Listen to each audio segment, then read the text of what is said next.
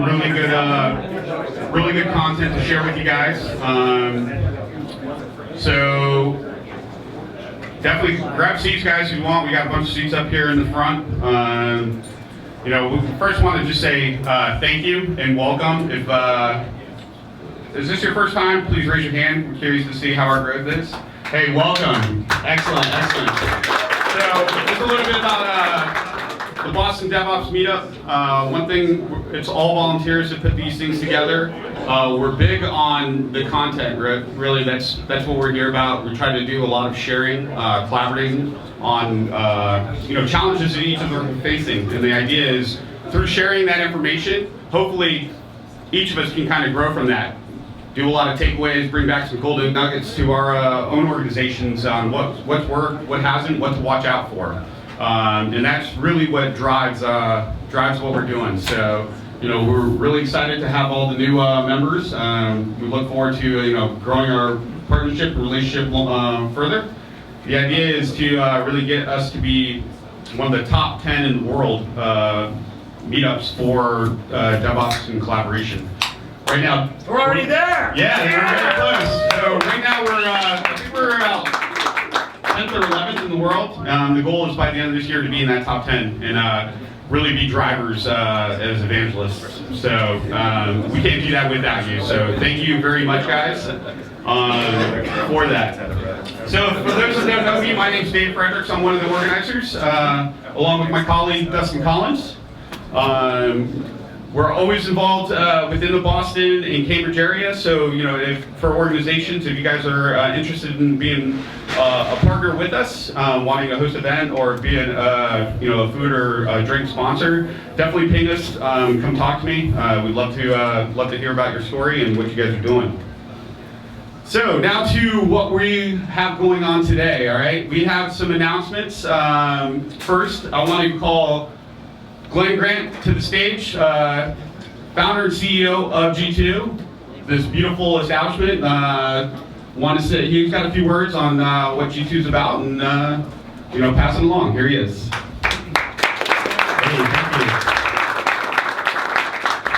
Thanks for coming out tonight. We love hosting this community. It's a solid community. Makes us very happy to be part of it, and it makes us extremely happy when everybody comes to our house and hang out. So we're excited for a great night of learning, as always, and great social networking, actually in person, not on the computer or the phone or Pokemon Going or what have you. So G2, we do outsourced managed DevOps as a service for small businesses and entrepreneurial startups. So we're all DevOps all the time. That's what our team does, solutions architecting. We have a DevOps desk, we monitor, we take first punch on pager for our beloved software as a service clients. We have a lot of fun doing it. There's always new challenges. If you get bored with a DevOps environment and you want to have a new toy all the time, come talk to us, come talk to Christine. We got a lot of job openings in all walks of life. So by and large, thank you guys for coming out tonight. We're really excited to have you and have a great time and learn some stuff. Thanks, Dave. All right. Yeah.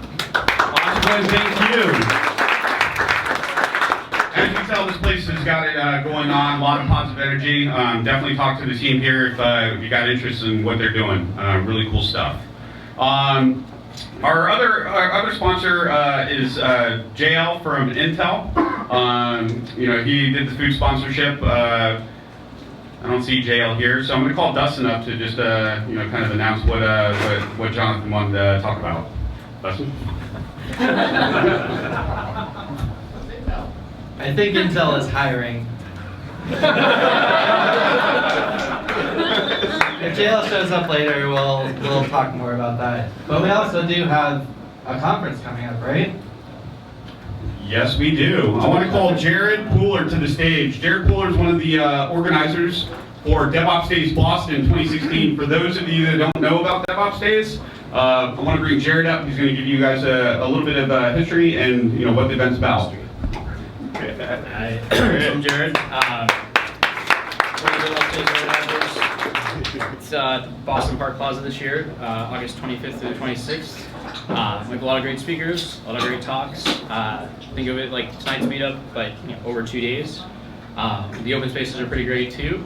And if you see me or one of the other organizers, we have a 20% off discount code available. So that's all you need. So basically, if you guys didn't get to hear Jared, he was saying definitely come talk to him in person. He's got some discount cards. For those that don't know, DevOps Days is a 2-day conference put on by engineers, all volunteers, in the spirit of teaching and learning. Really getting everybody in the room, ops, dev, sales, marketing, everybody involved in trying to build world-class software, world-class services, to really discuss critical challenges that happen within organizations, not only from a technical perspective, but a cultural one, right? Because a lot of the issues that cause organizations not to be successful really doesn't come down to the technology. It tends to come down to empathy, collaboration, and talking to one another. When the walls start to go up, a lot of bad things start to happen. And it's going to tie right into the discussion we were having today about unplanned work and how it affects not only teams but quality as well. So definitely come talk to Jared. He's sitting in the back over there. He can give you a lot more input. We're looking for sponsors, looking for things of that nature. G2, one of the platinum sponsors. Thank you, G2, for your continued partnership. I see some guys from Chef over there. Chef also has been a long partner, another platinum sponsor with us. We got guys with that stack here. So, it's going to be a great conference. Definitely, if you guys have the ability to send some of your team members, people who, don't quite understand what's going on with this whole movement, this is a great way for them to really digest a lot of the content and energy that is really starting to take this revolution on, right? All right, so I want to do a quick shout out to Anastas, who is right here. He's doing he does all of our video and streaming, so Anastas has a quick word.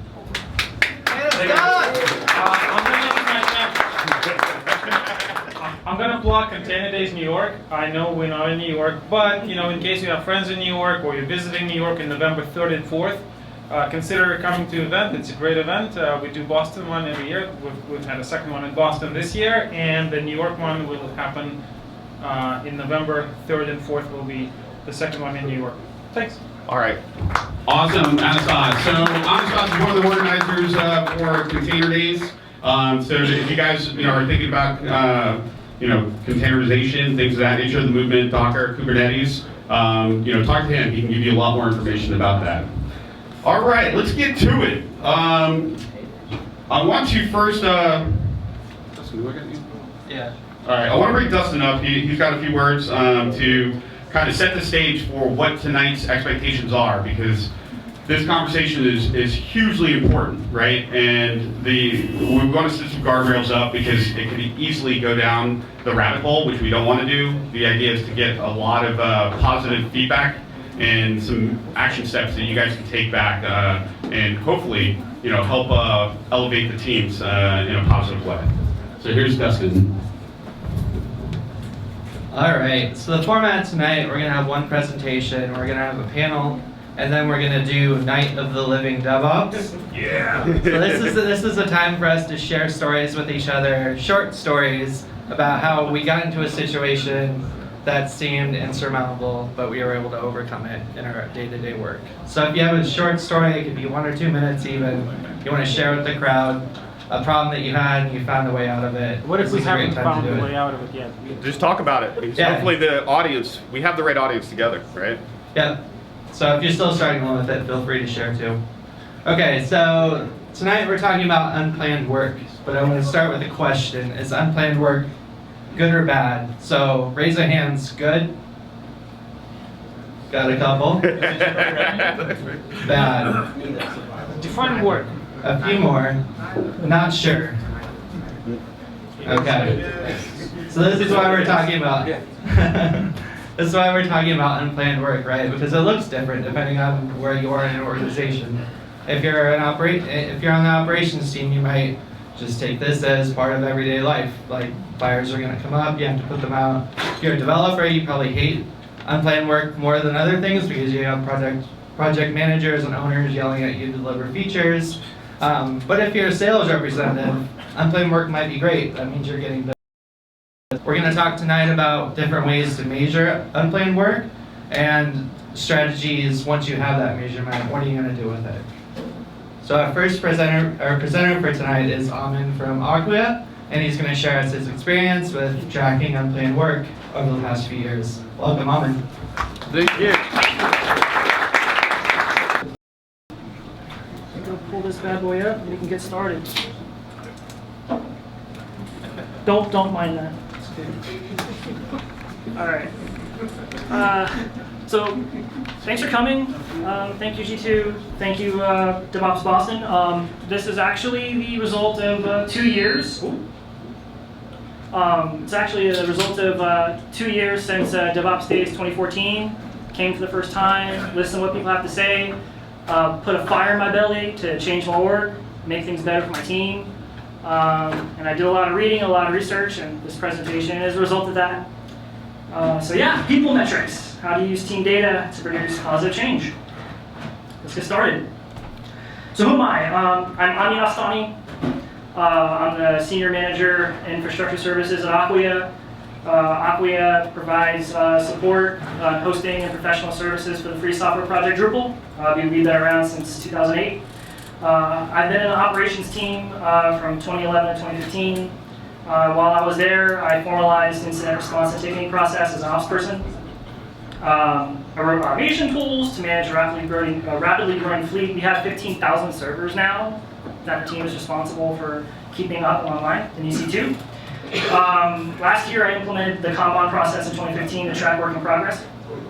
And now I'm currently the tech lead for Tools team, which is a team that builds automation for the operations team. And I'm a people manager for the senior sysadmins in my group. So let's talk about metrics. So when we think about metrics, what usually comes to mind, we usually think of like CPU and memory and disk and network and application response times and application uptime and error rates and things like that. And you're using this data to pretty much make a decision about what to do about it. So is a person getting paged? Should we scale infrastructure? Should we revert a change, etc.? So we use these metrics to pretty much direct our decision making and what we do. But here's the thing, it's not the whole picture. There's a missing essential in building and operating software, which is human beings. They are a key piece of infrastructure that keeps the service up and customers happy. So it stands to reason we should be measuring these people too. So what can this people metric stuff accomplish? So if you're a manager and you want to keep your team engaged and happy and retained, these metrics can enable you to do some things. You can be proactive about quality of life issues, so alerts, fatigue, and toil, and all those nasty things. Making team status transparent to the rest of the company, because if you're, in a dev team or an ops team, you're enabling the business to win, right? So people should know what's going on. It allows you to make justification for funding for more staffing and resources if you're saturated or if there's a resource problem, and to identify opportunities for process improvement. Now, if you're a revolutionary or a person that's trying to raise awareness and urgency around an opportunity or a problem in your work, people metrics can do this. It allows you to convert anecdotal experience, the pain, into empirical data, numbers. Reveal the operational cost of current conditions to leadership, so they understand what's going on. Identify constraints in key business functions. Why are things slow? Why are we not getting features out or tickets out as fast as we should? And finally, win members of leadership to your cause. So there's a little graph there from the 8-step process for leading change by John Cotter. It's a good read. The book is called Leading Change. So, per the discussion earlier about making sure we keep it within the boundaries about us talking about unplanned work and pain. Simply complaining about a problem isn't going to work.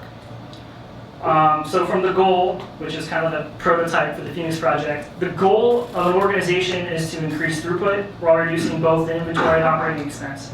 So what that means is you have to communicate with leadership on those terms.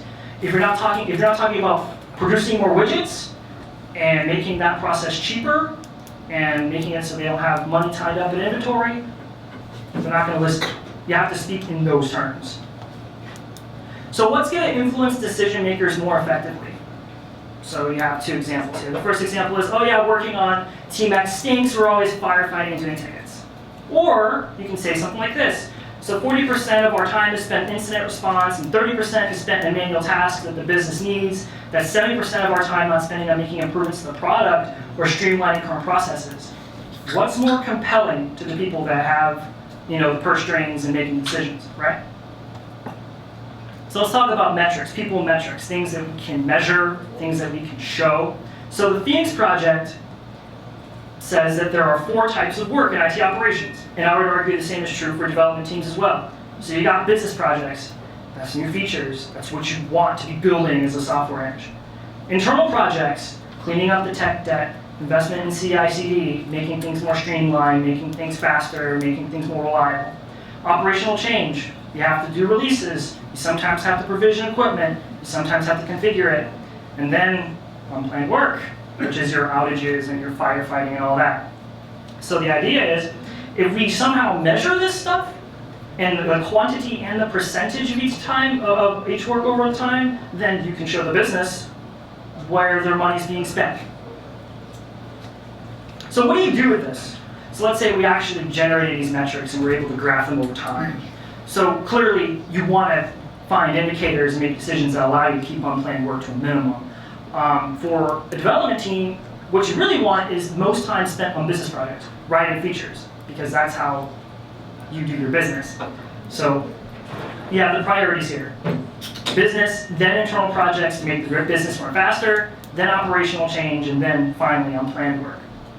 For an ops team, it's a little flipped around. You want the maximum time spent in internal projects to keep the service online and issues resolved as efficiently as possible. If you have, a good portion of your time spent in automation and documentation and process so that you don't get the tickets and you don't get the pages, that's great. So let's get this out of the way here. I know there's probably going to be some internal debate, discussion about this, and that's great because we all can learn from each other. But I come from an ops point of view, and unplanned work is waste. What that means is, as a manager, I'm asking my team to burn a portion of their time fixing something that broke that probably shouldn't have been broken. That's not value add. That's not providing value to the business. That's not moving the business forward. It's not helping the bottom line. It's not helping margin. It's not helping any of these things. So we need to think of unplanned work and firefighting all the time as simply throwing money out the window. So here's a quote from Tom Limoncelli. I'm sure you folks recognize that name. He was a former Google SRE. I think he works for Stack Overflow now. If more than 25% of the team needs to be dedicated to ticket duty and on call, there is a serious problem with firefighting and a lack of automation. So if you're able to actually gather these metrics and see that, well then you know that there's a problem. So let's talk about a simpler metric. It might be difficult for you to be able to say, okay, here's your business projects, and here's your internal projects and your unplanned work. So you can do something much simpler, which is just measuring operational load. So that's the percentage of time spent towards the upkeep of your service. So it's time not writing code or making things better, moving the ball forward. So Google SRE, as an example, they cap this metric at 50%. And if that gets exceeded, all of that toil, that work just goes to the engineers. It regulates the flow of features based on how sustainable operating the service is. So why 50%? Why did they choose 50%? Well, there's probably a lot of reasons, but one that I did notice, for the folks that read the Phoenix Project, in the back of the book they have this graph, and I wanted to share this graph with you there. So wait time, right, so that's time for something, for a request to get filled, is equal to the percentage busy divided by the percentage idle. So once you exceed 50%, so 50% over 50% is 1, customers start to wait longer for work to get done. So as you approach 80%, so that's 80% divided by 20 is 4, it really gets out of hand. So you really want to get it under 50% so that customers don't have to wait for stuff to get done. So Slack is your friend. And I don't mean the chat service. I mean idle time. With Slack, it means that your team can be responsive to bursts of unplanned work without a business impact. I actually have my Scrum Master right here. Hi. So what percentage of our time is dedicated to Slack? Oh, we do about 20-ish story points, and about 5 of those are just unplanned work, a bug popped up, a thing caught on fire, a tool didn't do what it was supposed to do, that type of stuff. Right, so that's 20 to 25% of Slack. And the reason why we do that is because bugs will pop up and we need the capacity to be able to react to it immediately. Just because we don't like unplanned work shouldn't mean that we don't plan for it. Slack also means opportunities to improve skill sets and team morale. If there is Slack, your team has more time to work on projects, to learn new languages, to enrich themselves intellectually, to have a much more fulfilling job, and they're probably going to stay. So the 20th century management style of keeping Slack lean and non-existent, making sure that the team's 100% utilized and you don't, have too much, overhead, it doesn't work because it actually creates constraints. The flow of work can be inconsistent. Amazon could blow up tonight and then we're all going to be up late dealing with it. Be prepared. So let's talk about happiness metrics. DevOps can be kind of touchy-feely, so let's just get right into it. So let's talk about happiness, right? So here's a way you can measure happiness of your team. So every interval, which could be per sprint, per week, per month, per quarter, whatever, you can ask your team these questions. From a scale of 1 to 5, 1 being I am really unhappy to 5 being I am ecstatic, how happy are you doing your job? So in terms of your particular duties and what you're doing day to day, how happy are you doing that? The second question is, how happy are you working at your company? Do you believe in its vision? Do you believe in its values?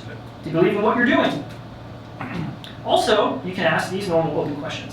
What makes you the most happy? What makes you the least happy? And what have changed can most improve your happiness? So why would you do this?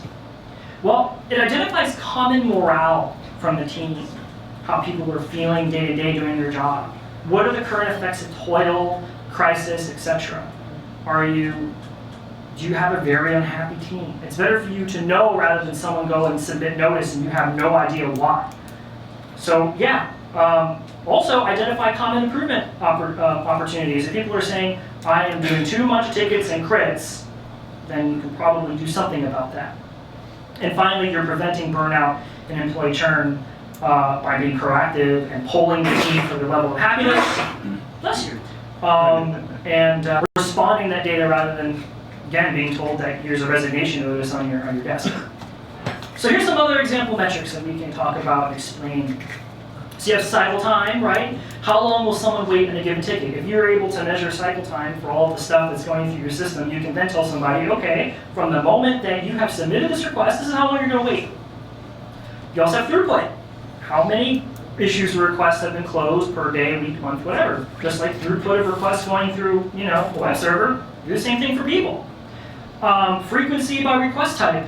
What should be automated first? If you have, 50 capacity planning tasks in a week, maybe you should automate that capacity planning task.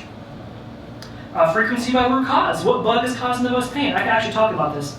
Someone on my team actually spent some time writing some code that talks to Jira, where given a bug, you have all the tickets linked to it. And being that we track our time and all the tickets, we're actually able to sum up all the time associated with a given bug, and then multiply it by the cost per hour for an ops person, and then we can go and tell engineering, this is the dollar amount of this bug right now. Maybe you should go fix it. It's rather compelling. So, per person time tracking. So, you want people to accurately track their time in order for your data to actually mean something. So what you really want to see is, 5.5 to 6 hours a day. People go to lunch, people use the restroom, people go to meetings, people chat, whatever. So if you have too little, you're probably not getting good enough metrics and people aren't just keeping on the discipline of time tracking. If there's too much, well, the person's working too much and will probably burn out, so you should tell them to go home. And then, of course, you have reopened issues and bugs, which are defects going downstream, which in the DevOps world is bad. So you should measure that and see what's going on. Maybe there's a class of work that isn't properly documented. So let's say you have no idea what you want to measure. So let's go to an old standby. So Brendan Gregg, he's a performance guru at Netflix. When he talks about servers, when he talks about services, he talks about the use method. For every resource check utilization saturation in there is USE, use method. So why don't you do the same for people? So you can do utilization, you can see, what the percentage of the team is spent on a particular work type, or just in general, how many hours a day they're doing a certain thing. Saturation. Are they doing is everyone doing 6 hours completely tracked? You're saturated, you can't do any more. Errors. Are people making mistakes? Are people sleeping and not making it work on time? Are people missing alerts? Those are error metrics too. So why not do the same for people? Be careful, don't use metrics as a weapon. The data is important for you to be able to create improvements for your team. The moment you use it for a weapon is the moment that you lose trust, and then you don't get the data you'll need because people won't report it. So all this stuff I talked about sounds real good, right? And now we want to like get started and do real things and get the data and start making changes. So here's some basic steps. So the first step is to track your work using a project management or ticketing system. From a sysadmin point of view, that if you don't have a ticketing system, you really need one right now and get one. Seriously, you should be doing this. So then you just log your time. You start logging your time on each issue that you're working. So for ops teams, they should be logging their time on everything. And then for dev teams, they should only be logging time on tasks that are toil, which is your manual labor and the things that aren't related to development or improving the service. You can then also track non-issue data using custom tools, maybe for example, number of interruptions, number of pages from PagerDuty. And then with all this data, you start creating reports and dashboards that are meaningful and tell a story.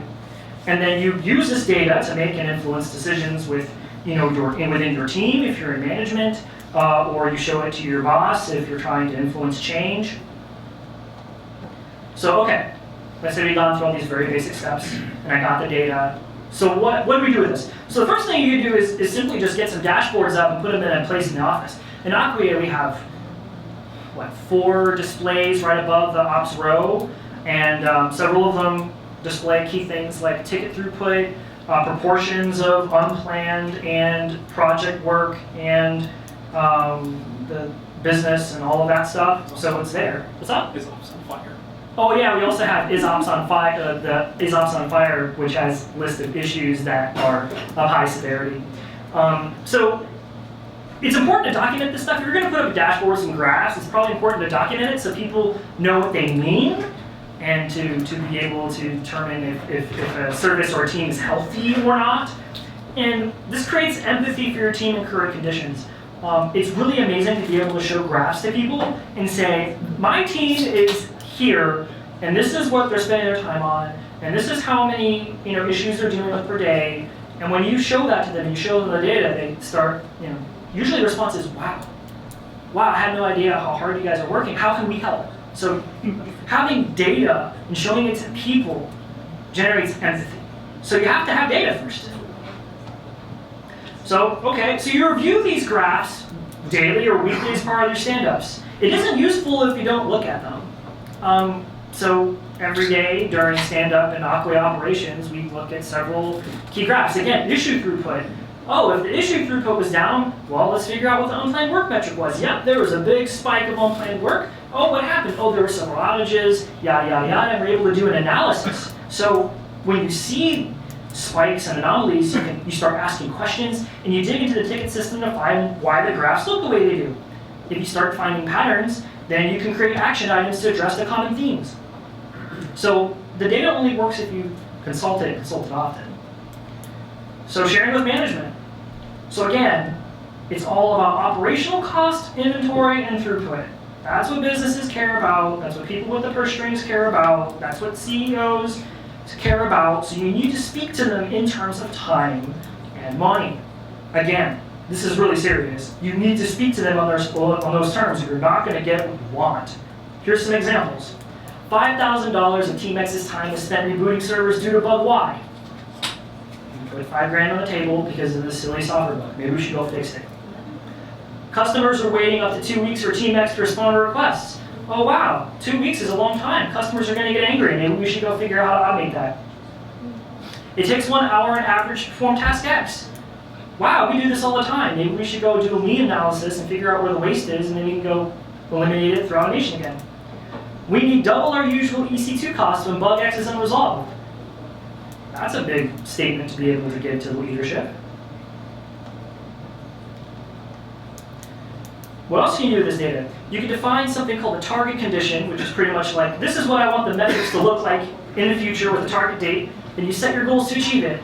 So you can say, okay, 90%, 90th percentile cycle time for tickets should be from 2 weeks to 1 week in 3 months' time. That is a target condition. Or another example is reducing operational load to less than 50% in 6 months. This concept of target conditions comes from a book called Toyota Kata, which goes back to Toyota production systems and lean manufacturing. So, yep, this sounds good. I really want to get into making these metrics. Let's do it.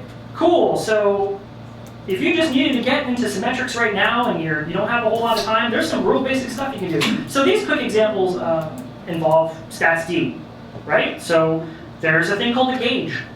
So you can, here's my happiness metric. I can say script 5, I am really happy. Boop, and it plots 5 until you say otherwise. Cool, right? So you can use something like this or embed calls to a graphite server with people metrics in this fashion. Makes it really easy. You can do counters, so you can count how many times something has happened. So for example, let's say I hacked an Amazon Dash button, and every time I press it, it's because it got interrupted. Someone came up to me and said, "Amin, do you have a minute?" I'm like, "Oop." So I can go and do that, and then it'll graph how many times I'm getting interrupted, and then I can take the derivative of that, and I can see the rate over time of how much I'm getting interrupted, which might be useful. It might be good to see that a particular human being is getting interrupted all the time. That might mean he's a single point of failure, and therefore we should probably make sure he's writing docs to prevent him from being interrupted all the time. So what if I can't code? I know this is DevOps Boston, but I can't make any assumptions. Maybe you just want to gather some information for a technical team and you're not yourself technical. That's okay. There's lots of things you can use. So Jira, if you're using Jira, has lots of reporting capabilities. Some of them are just built in, and there are lots of plugins that you can install. Some of them are free, some of them are not, but they might work.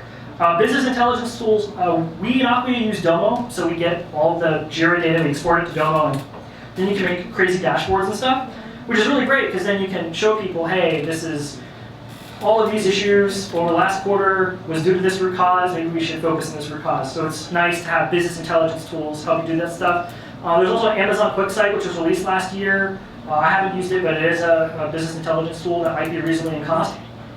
And then finally, Google Forms. Google Forms is really simple, and it allows you to get survey data in the form of a spreadsheet, and then you can do normal spreadsheet things, make graphs and stuff. So you don't have to use StatsD or Graphite or set up Grafana or InfluxDB or anything like that. You can just use a spreadsheet. It's fine. So I asked Acquia management if I could show you some source code. Unfortunately, they weren't really willing for me to show it, but I'm going to give you a little bit of hints. How many of you guys in here use Jira? All right, cool. So I'm going to kind of walk you through this as best I can without me making my managers upset. So if you create a custom field called work type, and you set up your business and internal and ops change and unplanned, like the 4 types of work, and you put it under issues, you start tracking your time. Now you have in Jira time associated with the 4 types of work. So the tables you care about is first work log. That's where all your time is being tracked. Okay. And the second thing you need is a custom field value. That's the thing that maps the custom field you just made to the tickets themselves. So this is what you got to do. If you look for entries in that work log table, where the work log issue ID is equal to the custom field.issue, and you're doing a where clause on the specific custom field value, custom field, you can sum up all the results, and you can generate your own metrics and nudge, say no more. In addition, I also put a link to the database schema so you can do a little bit of digging, figure out what's going on, and you can write these metrics. So I'm sorry I couldn't share with you some source code, but I think an enterprising person with 30 minutes on their time could probably figure out what to do.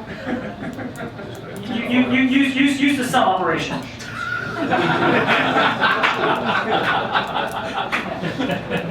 All right, so for the folks that can't code, I want to enable you guys to be able to generate metrics right now, right? So let's create a happiness survey. Let's do that. Why not, right? So we're going to do that right now. We're going to go into forms.google.com. We're going to make one right now.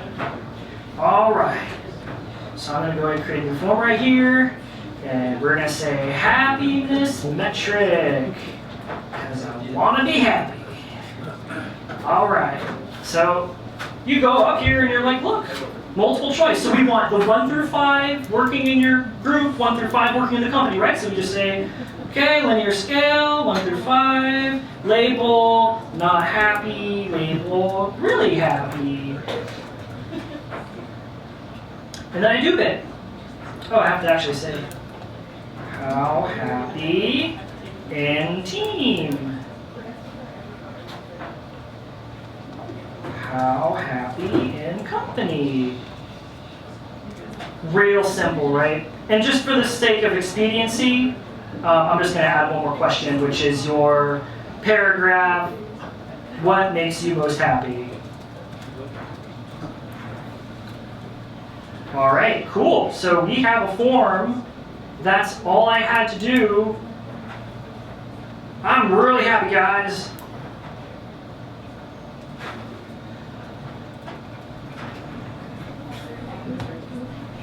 Cool. So I made a thing. That's great. Now you should be able to get the results somewhere. Responses. Responses? Where is that? I'm sorry. Next to questions. Oh, there it is. Well, there you go. Hey, look, I even made graphs. Man, Google's awesome. How long did that take? Like a minute or two? So you guys can generate metrics right now without writing a single line of code. You guys have no excuses.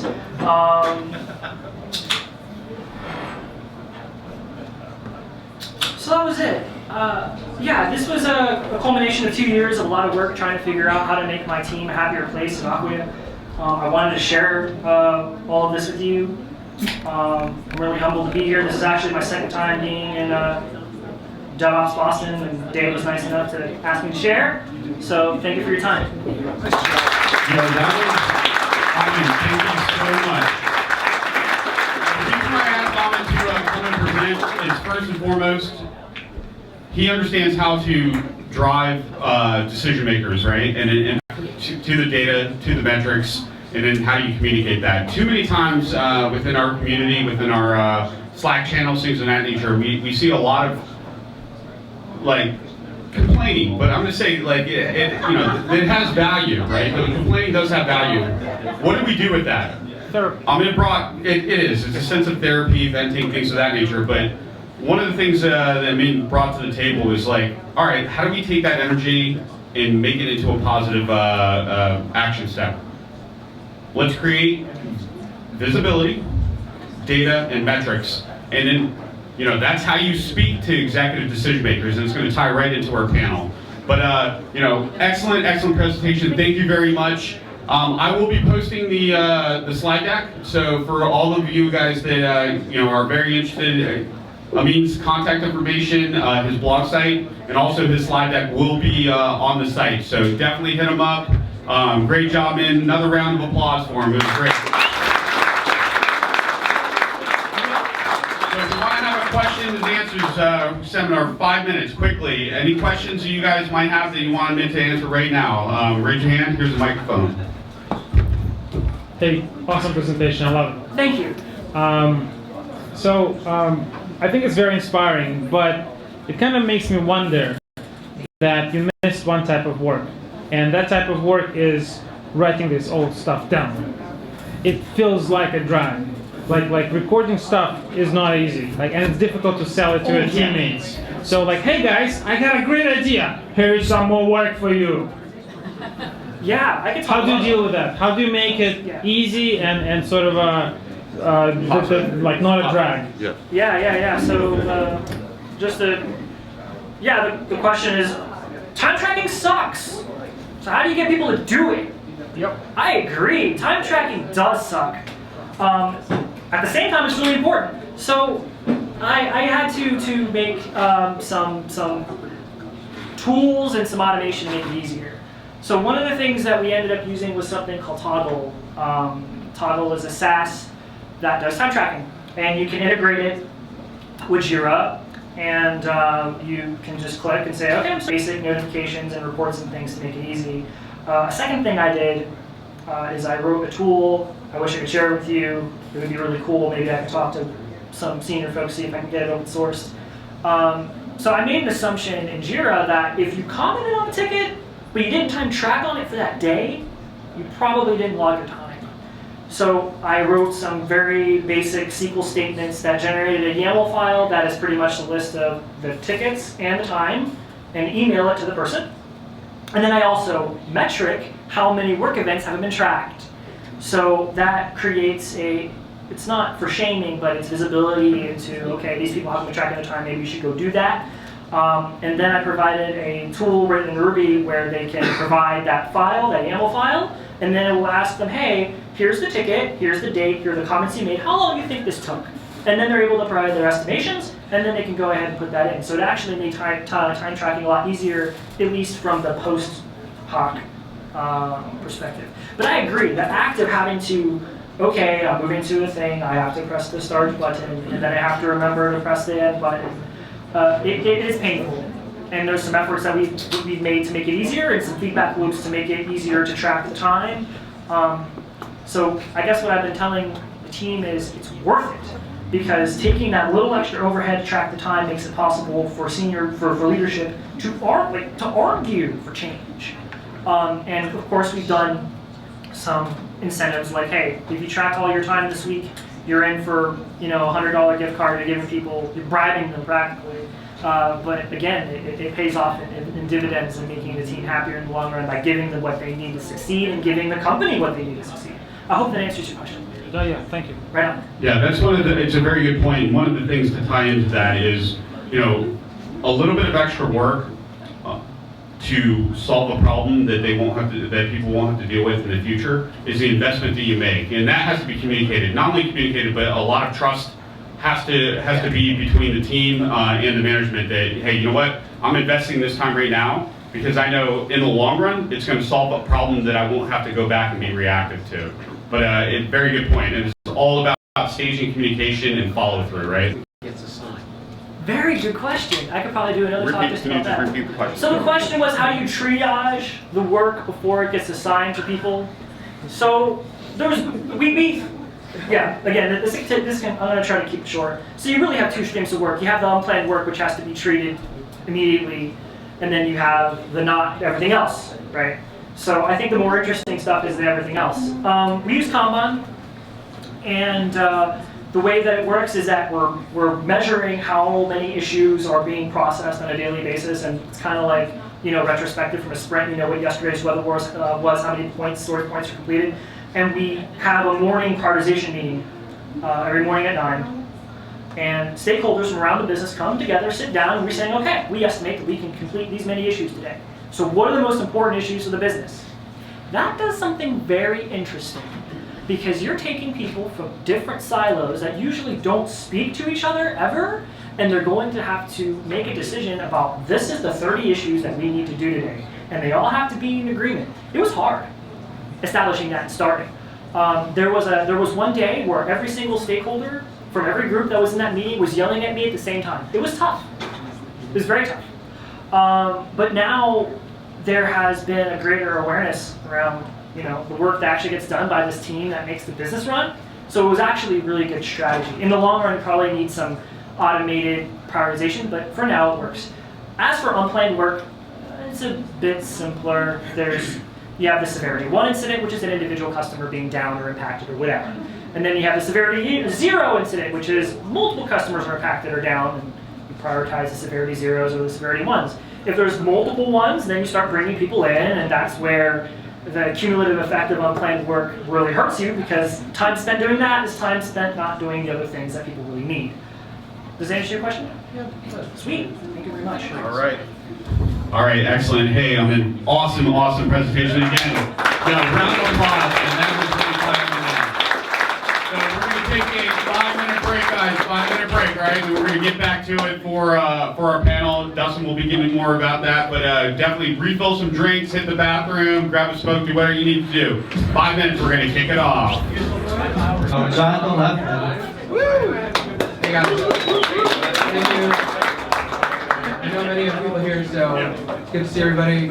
I work for Intel. I've worked at a few different places also. I've worked at startups, so Intel's probably the biggest place I've ever worked. And I've been there for well over a year now, and working for their Health and Life Sciences department, which is kind of one of the coolest places to work at Intel. It's not just dealing with the chips and stuff like that, it's really dealing with things that are going to be done in healthcare and biomedical sciences like 5-10 years out. So we work with researchers, we work with universities and hospital centers to work on like the really interesting big data stuff, not like not looking at EMR stuff and like how to optimize billing for them. It's really the biggest data source right now, bigger than all the data that's coming into put out of Netflix every day, coming into or out of Facebook. It's really what's coming out of genomics sequencers right now. It's the biggest source of data, and we have it's hundreds of terabytes, pushing close to about half petabyte of data per day. So the stuff I'm working on is dealing with the genomic stuff and also with the automated radiology and pathology stuff, which is really kind of cool. And the stuff we're working on is dealing with the cloud systems. So Intel doesn't make cloud systems; everybody else uses their hardware to do that. So the stuff we're doing is trying to work on the technology that's going to come out in 5 and 10 years to really understand how the industry is going to be using this stuff. So in the meantime, we get to work on really neat applications that are going to be delivering real value in terms of optimization and security and things like that. So the reason I'm up here is because we are, I'm part of the DevOps community, I'm also part of the biomedical research community and my background. So I realize the value of what we're doing. So it's really a hard thing to be able to do machine learning and do a good job on automation, DevOps and testing and stuff like that at the same time. So that's one of the things we're really working on right now. And with all the growth for machine learning and deep learning and yada yada. So we need people who are motivated by a couple things. I think one thing that we have to offer is that you work for a big company, which has its pluses and minuses. One of the big pluses is that it's stable, and it's good to have that ability to not kill yourself and still put in a good day's work. The other thing is you get to work on something really valuable and interesting and valuable. So if you are interested, come talk to me, and I can point you to positions we have in the Boston area, and also in the Boston area, and also in Oregon and California in the Bay Area. So I don't want to go on for too long, but there's a lot of cool stuff going on. If you'd like to talk to me, come on in. Thank you.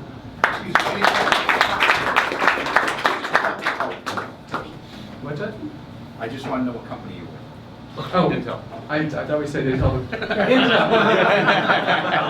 Intel Health and Life Sciences. What does Intel do? Intel. They make these like little wooden things that you can give out here for. Don't feed the trolls. All right. All right, Jonathan, thank you guys. Thank you.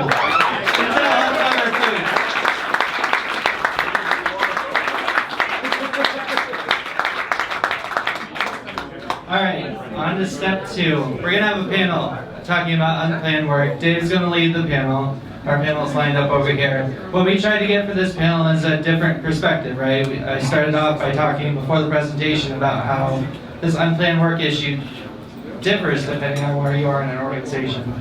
So on this panel, we'll have executive, line manager, and individual contributor represented. And let's see how it goes. Dave's gonna introduce our panelists. All right, thank you, Dustin. Now, first, I want you guys to put a big round of applause to Stephen Vance, who's going to be leading the executive side of the panel. This is Stephen.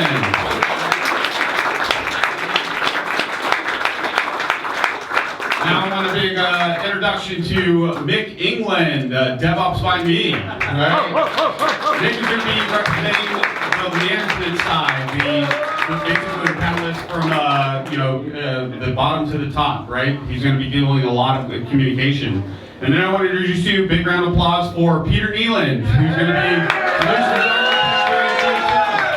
he will be talking about what it's like as an engineer to have to deal with unplanned work and how communication flows to him and how he digests that communication and then flows it back up to his manager. So this is going to be an open forum. Basically, I want to give each of the panelists, 60 seconds to kind of explain their background, where they come from, and then how they were working to contribute to, solving problems with unplanned work. So, without further ado, I want to start with Stephen. Stephen's now with the Stealth Startup, so he can talk to you about that offline. All right, but here's Stephen. Thanks, Dave. Yes, this is working. Okay.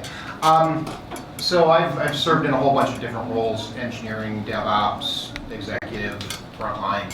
Also done a whole bunch of organizational, agile, and lean consulting. And so I really like thinking about things in terms of the overall throughput.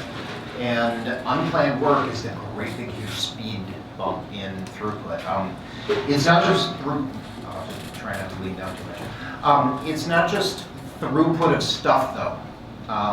And so one of the really important things is draw that correlation between the throughput of stuff and the real throughput of value, throughput of the value you get out of it. If you look at the productivity ratio that is used in so many business contexts, it's number of dollars revenue per person, and so while we may save, to draw on your example, $5,000 by not doing this, the question is what does that amount to in terms of actual bottom line revenue that correlates to that, and does it correlate as cleanly as the expense side of the equation?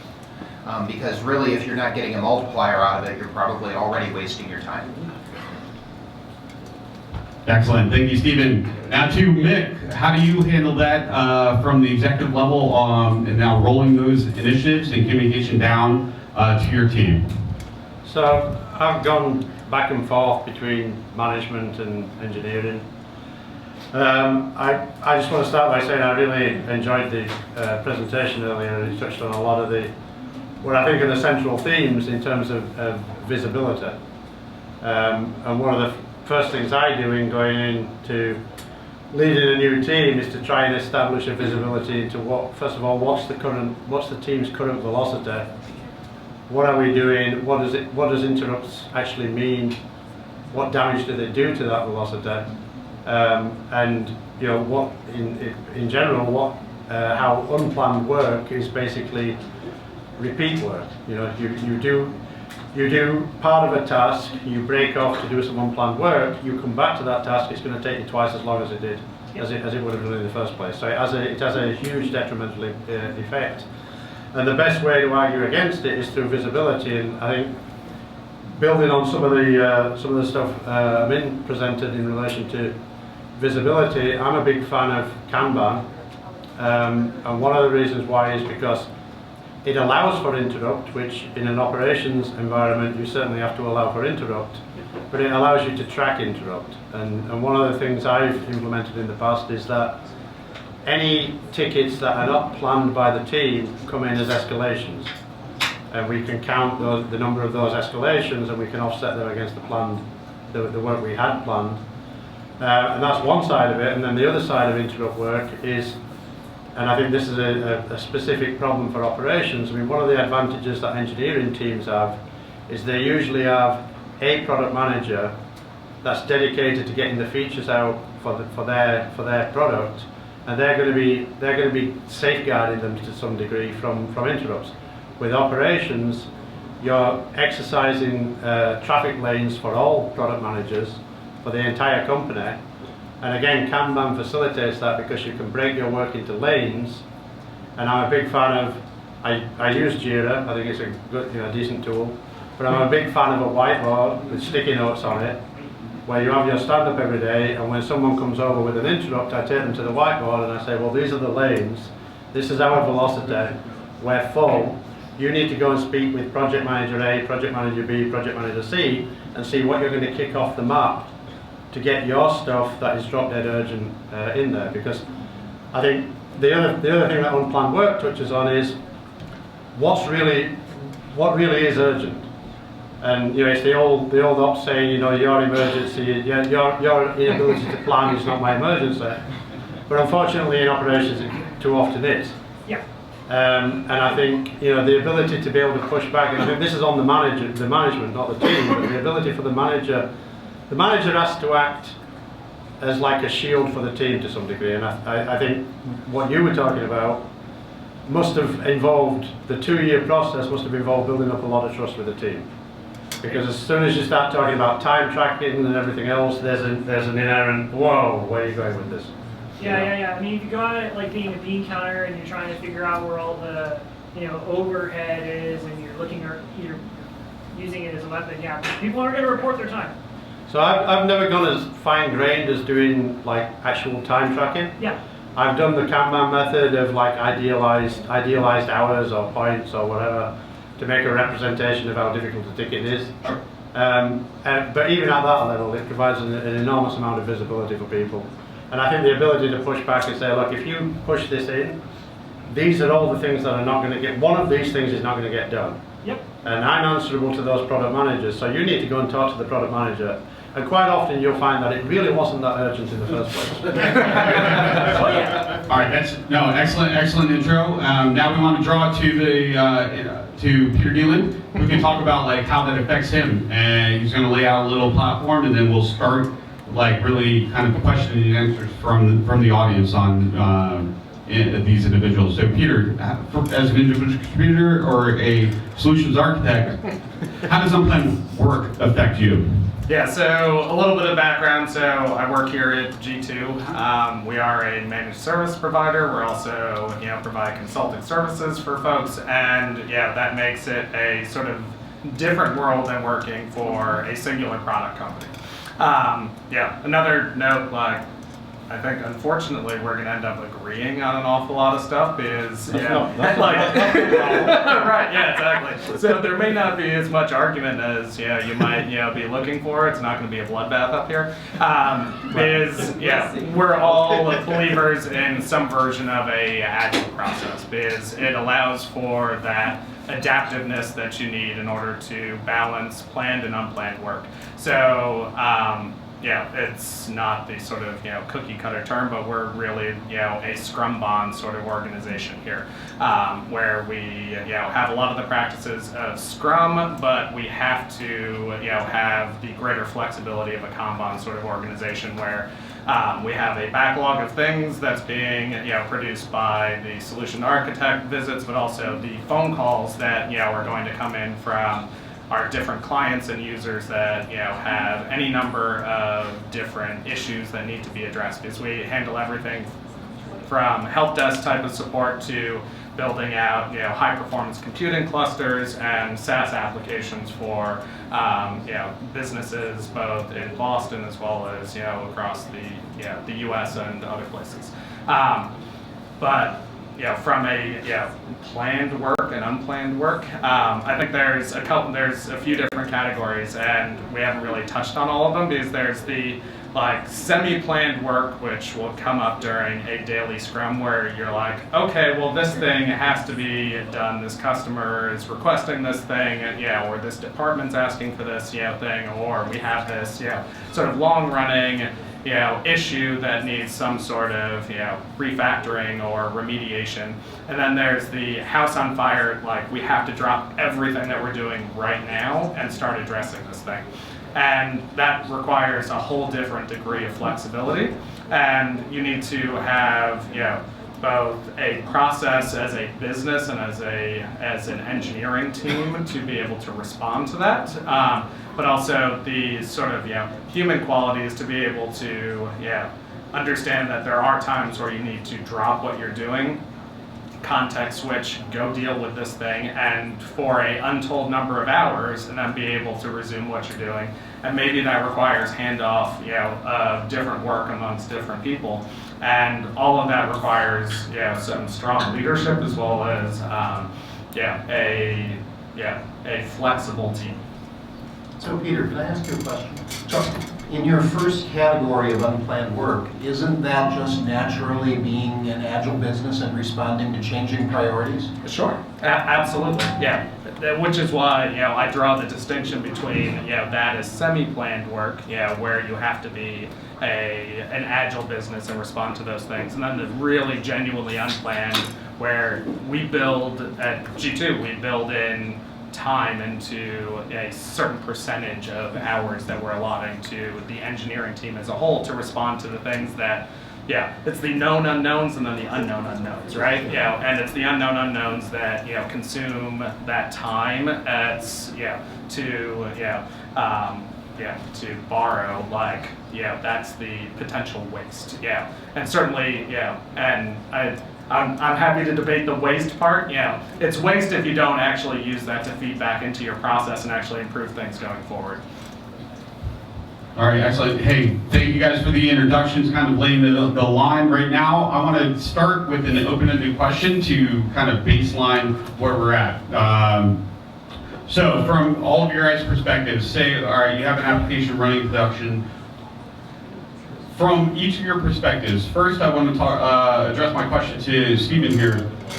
At what point does executive leadership understand when work is becoming a negative kind of attribute to the business and the workflow, and how do you start that conversation, and then that information and directions flows down into the individual contributors' line? So basically, the flow of business and operation. When do you guys identify from executives what is unplanned work and how it's basically causing waste? What is the process, and then how does that flow down to middle management and to the individual contributor as the engineer? Well, I think that's part of why I asked Peter about the characterization of that first aspect of work, is that, while we don't want to be indecisive and waffling all over the place, we do need to have the ability, especially in a leaner environment, to be able to respond to changes in the market, respond to changes in customer needs and so on, and rather than trying to plan months and months in advance, do we need to be able to do what's most important now? And so I would question whether or not that sort of change of priorities, as long as it is in a reasonable direction, as long as we're not saying, well, no, go this way today, this way tomorrow, this way today, this way tomorrow, whether or not that really counts as the unplanned work that we're talking about, or is really just being more responsive in an effort to optimize our overall value throughput. So a lot of it is first defining like what the expectation and the result from that expectation is, right? So once that's defined, what's the next step? Well, I mean, we need to know the why all the way to the beginning. Okay. Yep. And so, just if it's a piece of work and you don't know the why, you need to ask why, because it does have to make sense. And so, establishing that, part of the job of the leadership team is to really start by making that why in that context and how it traces into the resulting value really clear, and that helps prioritize at all levels of the organization. And so that's part of that clear communication and transparency. That's part of the responsibility downward. It's not, visibility isn't just about a responsibility upward, it's about a responsibility downward as well. All right, excellent. So now we have the kind of the visibility, the attention that needs to be spent and the direction. That's delegated down to Mick. Mick, you have to then roll that out to your team. What experiences have you had in first hearing what the root causes are, and then how to deliver that message in a positive way to your team? So the first point I'll make is it's been exceptionally rare, if not never, that it's come downhill. I've never had a situation where an executive has come up to me and said, hey, manager of ops, you need to sort out this unplanned work. Yeah, you need to fix this. It's usually the other way. It's me going in there and saying, you need to fix this, or half of my team are going to quit, or I'm going to quit. And you need to fix this. And that's when they become visible. And it's often too late.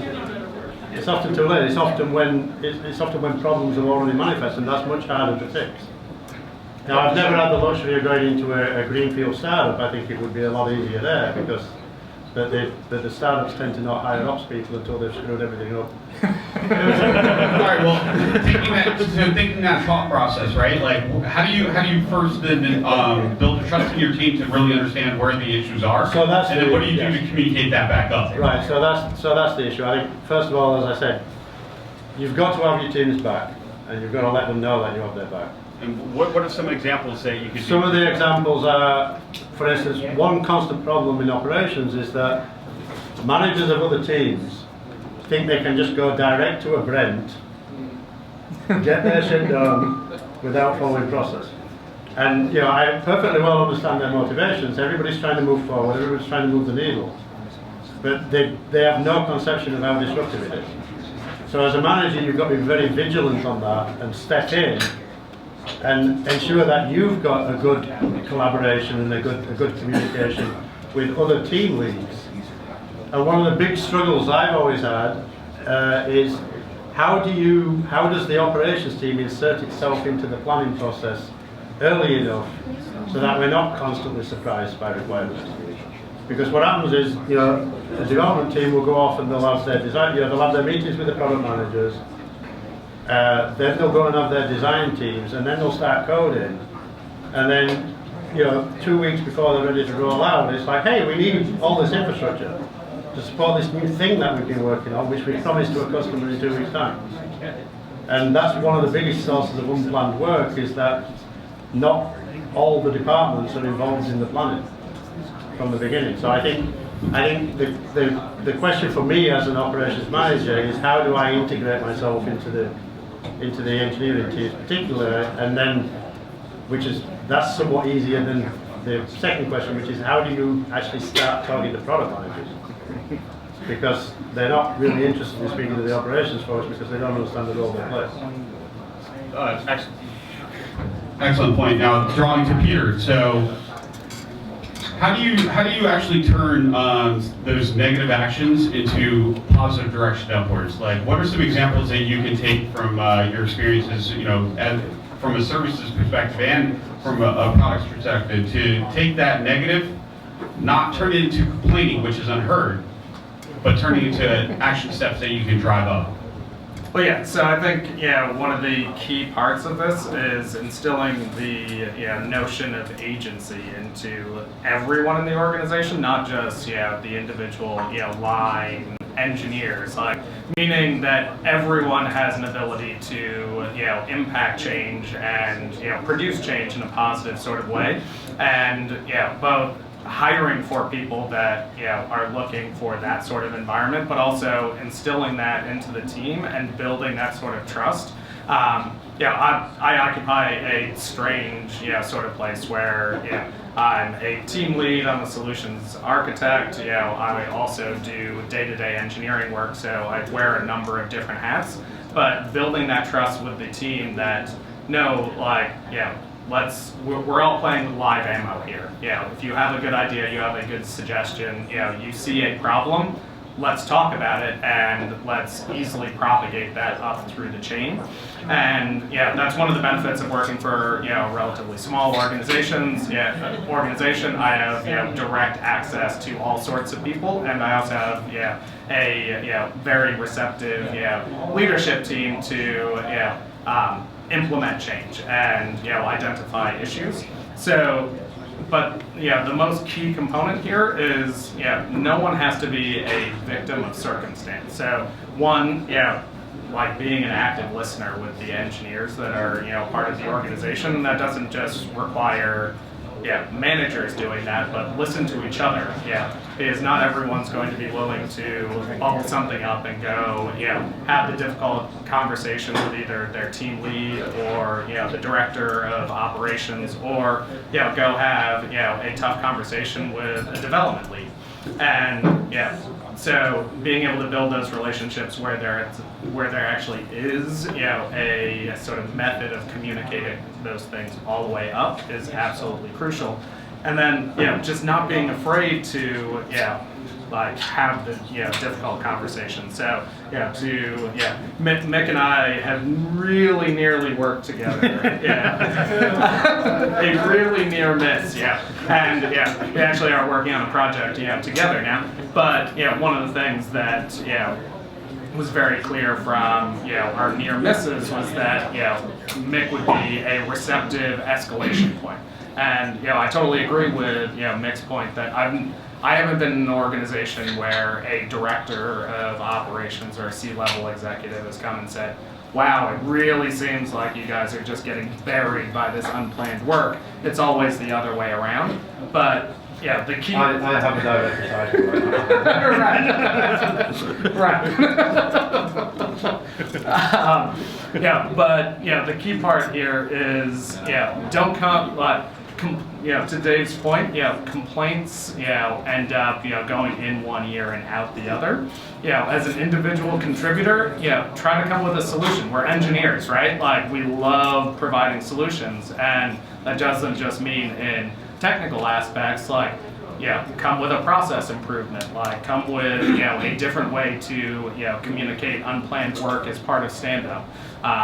Find a different way to track that sort of work as part of your ticketing system, or please, like every operations group, have some sort of retrospective where people get together and you actually talk about the things that are good and bad and the opportunities for improvement, and like do that, put it on the schedule. It's a mandatory for everyone who's not on PTO has to be there, and use that as part of your process improvement.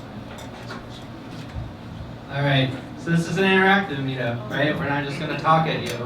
Does anybody have a question or topic they want to bring up at this point? So, excuse me. I think we're all in agreement at this point that a team should budget a certain amount of time towards unplanned work in their sprint cycle or however long that might be. But at best, we can only create an average, maybe even a moving average or something that's statistically linked on how much time to actually allocate. We can't definitively say that Amazon US East 1 is going to be down for 3 hours. If you can, please let me know.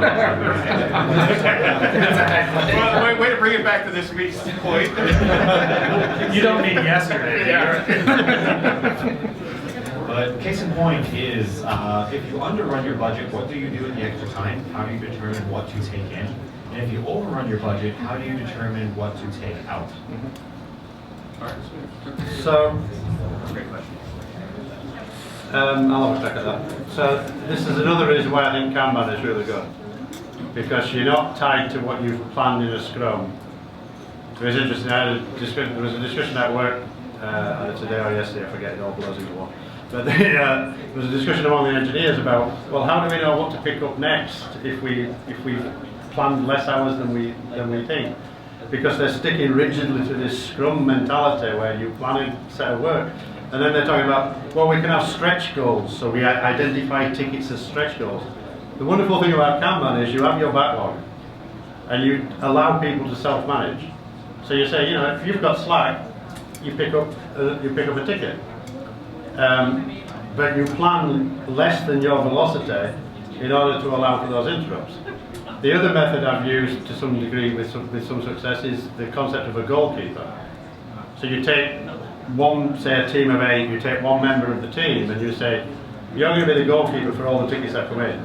If they're like 5-minute jobs, you're just going to do them. They're never even going to get onto the Kanban board. You're just going to spend your time. You're just going to knock that stuff out, get it out of the way so no one has to come and talk to us. Just get that out of the way. And that can work very well because it allows the other people who are concentrating on something more in depth to get it done without someone coming up and saying, oh, I put in a ticket, when's it going to get done? And then they have to say, well, it's not me who's working on it, it's him. But by the time they've done that, they've lost their thread of what they were originally working on. So I think Kanban helps a lot with that because it allows self-management of the team, and they can pick up, and they've always got other stuff they can pick up if they find themselves with some slack. And I would agree with that, Mick. The class of service gives you a lot of opportunities. The other explicit thing about Kanban is you need to make your rules visible. So a typical one is you do have an expedite or an interrupt lane, and you set a WIP limit on it. You say we are only going to service a certain number of interrupt things at a time, and this helps you regulate it to the capacity you've set aside for unplanned work. Sometimes that doesn't work. What happens if Google App Engine goes down at the same time that AWS does? And that's your fallback, right? What do? Do you just say, we don't need to run for a while? No, probably not. But as long as your rules for how to handle that are explicit, and really a lot of the idea of even putting that on and setting aside particular staff is not necessarily, not everybody wants to be on pager duty all the time. But part of it too is that we have project work. We have work that's advancing the business, and we want to try to make sure that work isn't being interrupted unless it absolutely has to. And so you can make your explicit work rules such that, well, we have this 90th percentile level of unplanned work that we're going to reserve capacity for. And that's what our WIP limit is going to be on our expedite lane.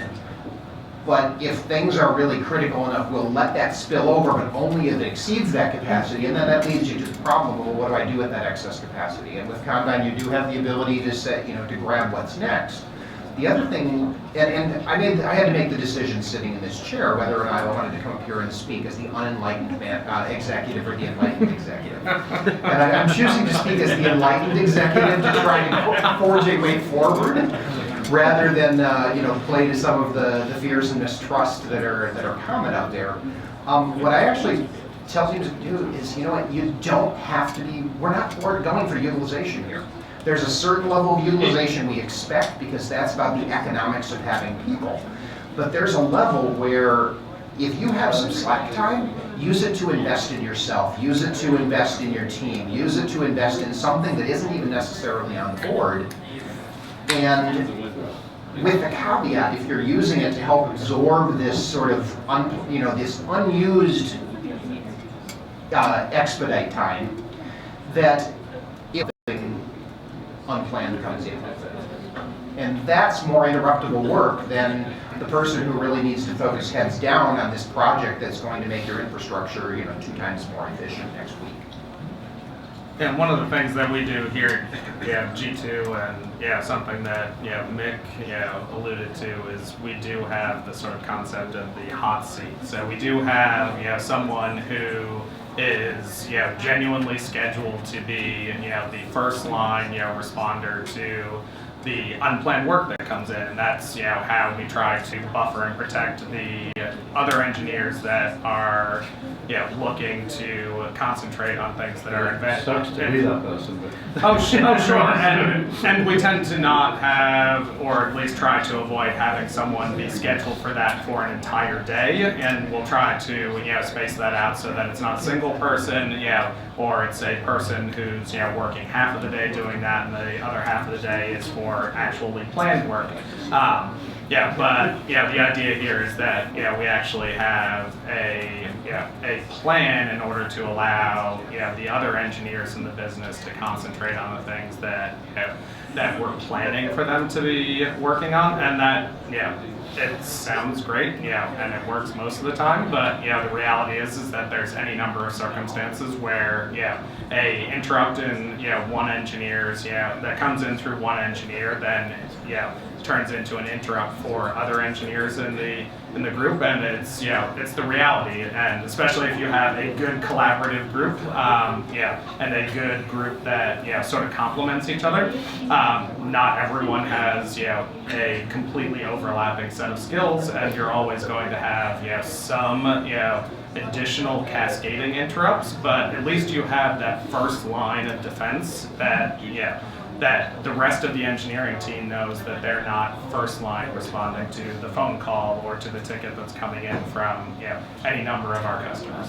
The other thing that we've so far we've been talking about a linear system. We've been talking about work coming in, work getting processed, work going out, and I think we haven't yet talked about a really critical part of this, which is especially this unplanned work. We need to continually analyze it, look for patterns, look for solutions so that we can make planned work to make sure the unplanned work doesn't happen like that in the future. For sure. So it's starting to sound like whether you're under or over, if you don't have a prioritized backlog, you're pretty much screwed. Write that down. I mean, yes, but or people are going to take extra long, lunch breaks and have a nice time at the pub. I would say you have a prioritized backlog, but not necessarily rigidly planned like a scrum. So you're not saying these are the things we're going to do in the next 2 weeks. You're saying this is all the stuff we want to do. And I think the advantage of that is just in terms of team motivation. It allows people to pick up stuff they're interested in. If they get some slack time, they can say, hey, I've never, there's a project for containerization. I've never worked with containers. I'm going to pick that up. I'm going to run with it. But the other point I wanted to touch on, which I forgot, is the other concept in terms of workflow is the blocker, the work that's blocked. And it can be blocked by the interrupts. So, how do you handle that? I mean, there's a concept in Kanban for software engineering as opposed to ops specifically. A common practice is that if someone is blocked, the entire team chip in to unblock it. So it becomes the responsibility of the entire team to unblock. It's treated basically like a build break. If someone's blocked, the entire team chip in to do it. I think the equivalent of that in the ops world is obviously production down. If production's down, then your queue goes to ruin. And everyone's on it until production's back up, on all the people who need to be. but I think the question of how you deal with blockers, and sometimes to identify, you know, like I've been in situations where I've had morning stand-ups, and someone from another team has come around and said, well, what's happened to my ticket? And I'm like, well, it's on the board, but it's blocked. Why is it blocked? Because we've got these 20 other interrupts that we've had to deal with. And then that actually gets other teams involved in saying, hey, we've got to do something about this operations being interrupted all the time. They're blocking my tickets. You know, it's blocking my tickets. So you get other people to fight your battles for you as well. Yeah, that visibility thing that we keep talking about. Yep. Okay, more Yeah, go questions? on. Right here. I'll come back to you. Sorry, did I take somebody's question? All right, go roll it. Sorry. Sorry. So a question is, so when you have things that are soft, like you have a new person, an intern, a trainee, somebody who's new on the team, or somebody needs your time, and their stuff blows up, that's going to cut into your time, and there's no way to predict those or account for those, but you have to be a nice person, help out your colleagues, and help out people who need you, and it's going to cut into your work time, and if we get too processy, that stuff, you know, it gets into team dynamics, and also you don't help that new person come up to speed quickly. So how do we balance those things in an environment where, you know, we're accountable, but we also need to be accountable to each other? One of the ways I've dealt with that, and this may sound weird, but you hire a new team member, you reduce your team velocity count. Because you say someone's going to be designated to bring them on board and bring them up to speed, so they're not going to do the same number of tickets that they normally will. So is that communicated up, so the expectation is already there? Yeah, that's You what set that expectation. you set that expectation when you ask for the new hire. You say you do realise this is the best thing for the future, but it's going to impact us in the short term, and we're not going to be as productive as we would. How was that received? Usually, it's a pretty intense discussion. As the enlightened manager. I like to see that, and I worry when people talk about individuals being solely responsible for work, especially when they're new. Yeah. I'm a strong advocate of pairing and even mobbing as a way of cross-pollinating and leveraging multiple perspectives and skills all at once. And you know, when I hear, oh gosh, the new person came on board and they screwed something up and we all have to respond, I'm like, why did you have them running slow, you know, solo on something that they weren't well versed in anyway? You know, why weren't you just having them pair side by side with somebody and really getting that going? But that's also, you know, contrasting the unenlightened with the enlightened. You know, if I were putting on the unenlightened hat, I could say, well, why do you have two people doing one person's work? That's exactly why, because you really want to have a good onboarding experience, you want to have good knowledge transfer, good cross-pollination of skills, and oftentimes having that sort of rubber ducky in the pairing actually helps you get things done faster and solve problems faster rather than getting completely stuck and drilled on something until you suddenly like take your blinders off and wake up and realize that it's time to ask somebody a question. Actually, I believe one of the findings of the DevOps report was that companies that engage in peer review and pair programming actually excel over those who don't. So, regardless of new hires, that's a damn good practice to follow anyway. Well, yeah, and I'd add on to that, yeah, there's nothing better than, having a new person join your organization to expose the gaps in your onboarding process, as well as in the assumptions that you make, the tribal knowledge that's part of your, engineering group, and dispelling that, and, if you're doing it right, you're then, going to, reincorporate that into your onboarding process for when the next engineer starts. But I also agree with Mick. I've reduced the expected velocity of my team, based on a new hire, and would communicate that up to whoever it is that I need to communicate it to. That we're going to have slightly or significantly diminished capacity for X period of time, because we're onboarding a new person onto the team. And if I were to raise that up an organizational level, I mean, part of what you're talking about there at sort of the team and individual contributor level is exactly what Mick was referring to earlier when he says, well, they went ahead and planned all this work and didn't ask ops anything until they were about ready to put it into production. That's basically, teams operating without communicating with each other from the beginning when they should, and without coordinating what they're doing from when they should. And people oftentimes do that with the best of intentions, saying, well, I think it would be a waste of their time to bring them in at this point. I don't want to waste their time. I don't want to have all these valuable people in the room, and that's utilization thinking, not long-term throughput thinking.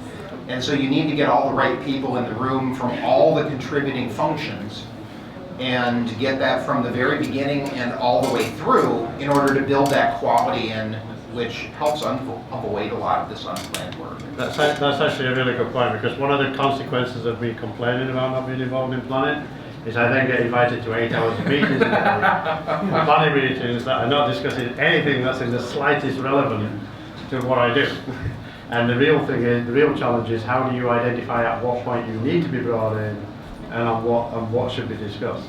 Well, yeah, I totally agree with that also, and that, I think goes back to, something that came up earlier, which is, building those relationships with the other teams, with the product owners, and educating, people about at what point, you need to be brought in. This is something that, we do, constantly with, our customers, is like, reinforcing what things you should be seeking our expertise on, and at what point is it really important for us to be involved in the planning and decision making process.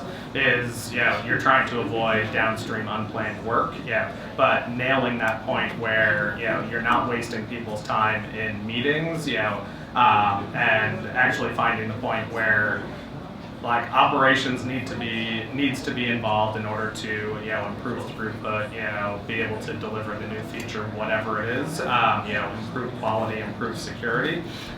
It's a constant process. The moment that you think that you have it all figured out is exactly the moment when it starts to unravel.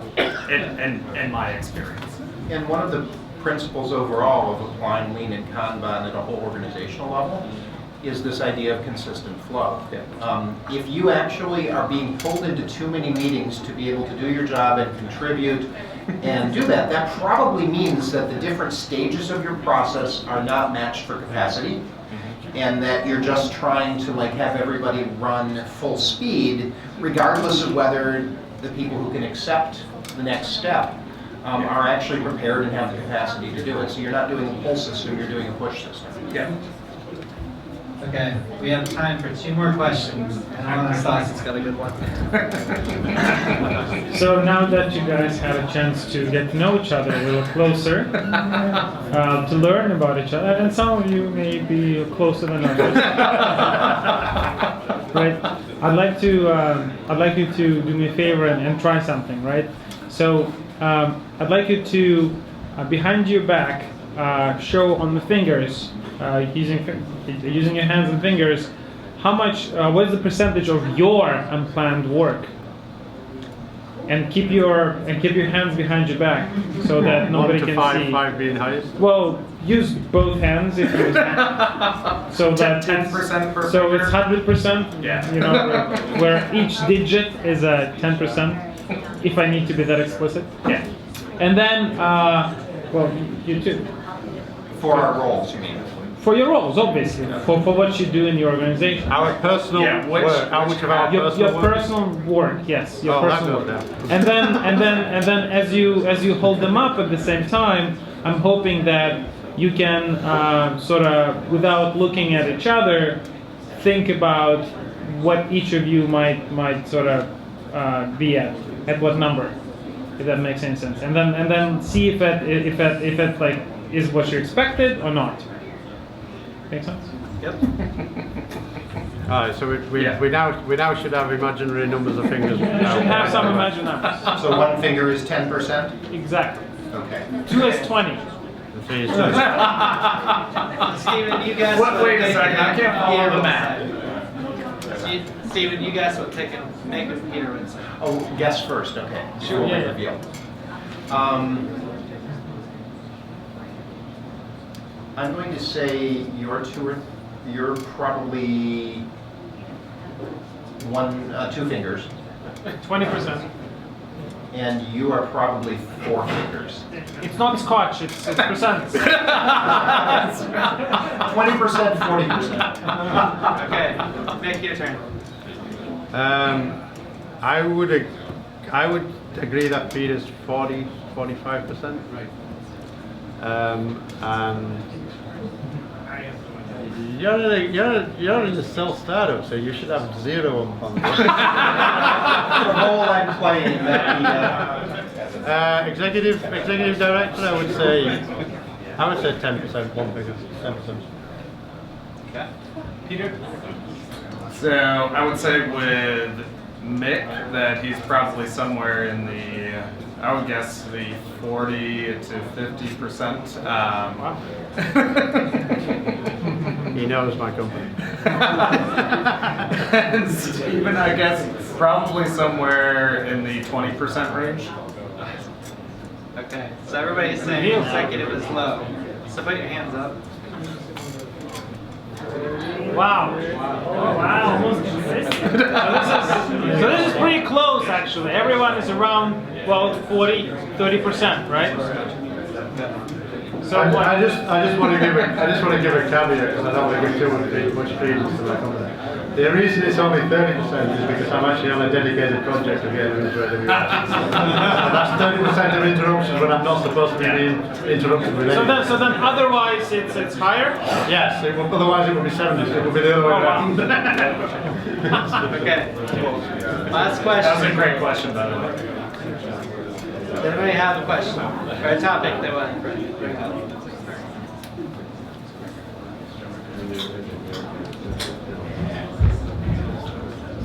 This thing on. I wanted to note that there's a tendency when we're talking about these things to assume that there is some sort of magic, context-independent, cookie-cutter solution that we can bring back to our businesses. Right, exactly what he's doing. It's not true, and what works in your company is completely dependent on the context of the people, the problems you have, the resources you've got available, your customer base, et cetera, et cetera, et cetera. And the exact tools that we're talking about using to measure everything else can also be used to measure the process itself. So that comes to answering the question somebody else was asking about, how can you tell when you're spending too much time on process, right? We should be able to measure that we are getting in danger of doing too much process before we get there if we're doing things right. If we apply the measurement metrics to the process itself like we apply to everything else with the same discipline.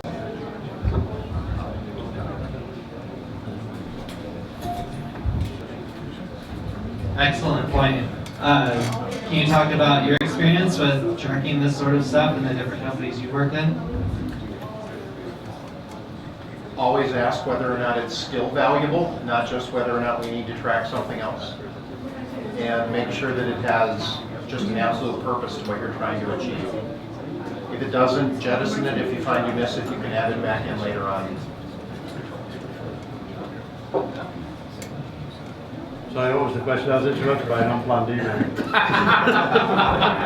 In your previous positions, as the role you were on as panel, what experience have you had tracking process metrics, no matter what tool you use? And has that been different in different places you've been? Yeah, I think the first thing is make sure that what you track is useful to what you're trying to convey. In other words, there's a concept in monitoring, which is another area where I'm particularly interested in terms of system monitoring. There's a concept of monitor everything or monitor what's useful, etc. And there's a fine line between the two where you get what's optimal. Because you don't want to be missing things, but you don't want to be drenching yourself in data. And I think it's the same with these types of metrics that we're talking about. So you probably end up monitoring more than what you actually present and what you actually make visible. So it's a question of, you probably start off monitoring more broadly, and then over time you identify what's useful. And then in your interaction with other teams and the people you're presenting this data to, you'll fine-grain it even more, so you actually get to a point where you find out what's the really useful measures. And in my experience, the most useful one is, this is our velocity, this is how we've managed to increase velocity by objecting to the interrupts over time. been the single biggest gain that I've ever had as a manager. The other thing to realize is that a lot of the time, the measurements that you take, you don't have to do anything to get them. For example, I tend to rely much more on the actual time in state measurements in JIRA and the cycle times associated with that than I do any sort of manual time tracking.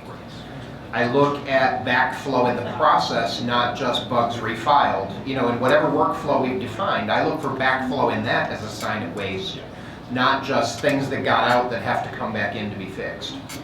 I agree with that with one exception. The effort you do have to put in is to get your team to open tickets. Because that's the other big problem, is that there's a lot of not just unplanned work, but untracked work. For sure. You know, it's the Brent syndrome. Somebody comes up to your desk, hey, can you do this?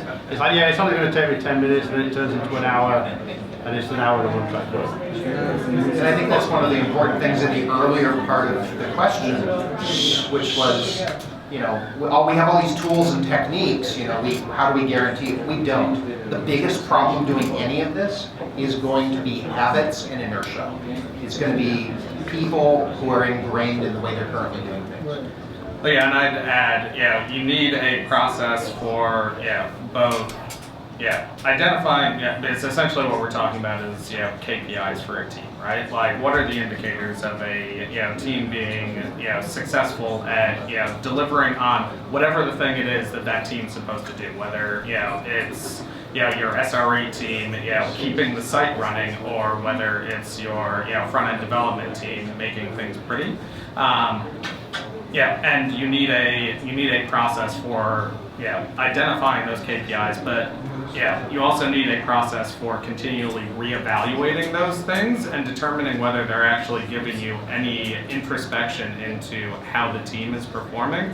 And this is something that we talk about continually here, and we're still developing those KPIs, but we're also developing the muscles to reevaluate those things on a continued basis. So it's a really arduous process, but there needs to be a sort of organizational commitment to developing those things for each individual team, but then also finding a way to ensure that you have a view of how each team, as that to what you've been talking about, Steve, the sort of handoff between the different departments in an organization and the different parts of a software development chain, whether the KPIs that you've developed for your operations team are actually indicative of providing value to a upstream team or a downstream team. So just one more point on the question of untracked work. I think as a manager, it's extremely important for you to be familiar with what there are actually issues for, what there are tickets for. And I think the daily stand-up becomes a very good tool for monitoring that, because if someone's saying, well, I did this yesterday, and you're cognizant that there was no ticket for that, you can immediately be like, well, what the hell? We've got these tickets on the Kanban board, and there is something that's not on the Kanban board. How are we ever going to get to our velocity if you keep doing this? And it becomes a big task for management to manage that. And I think it's, most teams will appreciate a rigorous approach to that, because they realise it's impacting their own ability to get through the board. Again, thanks Stephen, Meg, and Peter for being on our panel.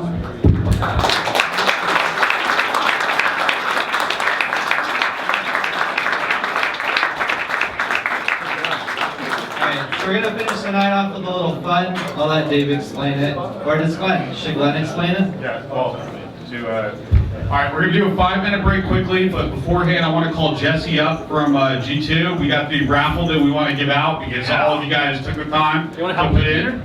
And I know half of you, the only reason why you guys are sticking around is because you love it. All right, so. Where's my mic? Here's Jesse right here. To tell a little bit of the raffle. Fantastic, everybody. Thank you so much for coming out. Now, we have 2 raffles that are happening. One of them is for our Pokemon Go Survival Pack. How many people here have become horribly addicted to Pokemon Go? Yeah. Okay. Well, even if you haven't, everything in this is still useful. including a lovely survival Nalgene that includes such things like an emergency poncho, an emergency blanket, a cord of rope, a whistle, a compass, and anything else that you'll need if you get lost in the commons. Including a significant amount of free time. That too. We have a lovely Jackery oversized portable charger that proclaims to provide up to 420 hours. I don't believe that. That seems unreal. An Omni cable, so no matter what, you can hook up into it. And a $50 gift card to iTunes. So literally, if you don't play Pokemon, I guarantee you can use part of this. And the winner is... All right. Where's Bob? How do you win again? Bob who? Bob Mikowitz. Again? Bob, how many of our contests do you enter? It's yours. Bob's like, what's Pokemon? I expect you to control the South Station gym by the end of the week. And learn what that means. You might need more. All right, and our second raffle is for a 2-day pass to DevOps Days Boston. So if you already have a ticket, I guess let us know and then we can draw someone who doesn't have a ticket. Now, G2 is sponsoring DevOps Days. We have a room there. We have a lot of entertaining things going on. We are going to have a bar during happy hour. We are planning on having a DevOps hipster beard pageant. So anybody who wants to work on their beard should start now. But we will also have a craft beard bar where if you don't have a beard, there will be supplies for you to make your own beard. We have a lot of... Build a beard! Build a beard. Build a beard. We have a lot of fun things going on. We're going to do a little fireside chat, so make sure you look us up at DevOps Days, too. All right. If this is Bob again, I'm going to be really upset. Peter is our plant, obviously. Dick Ablar?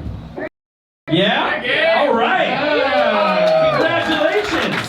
Dick's from Wayfair.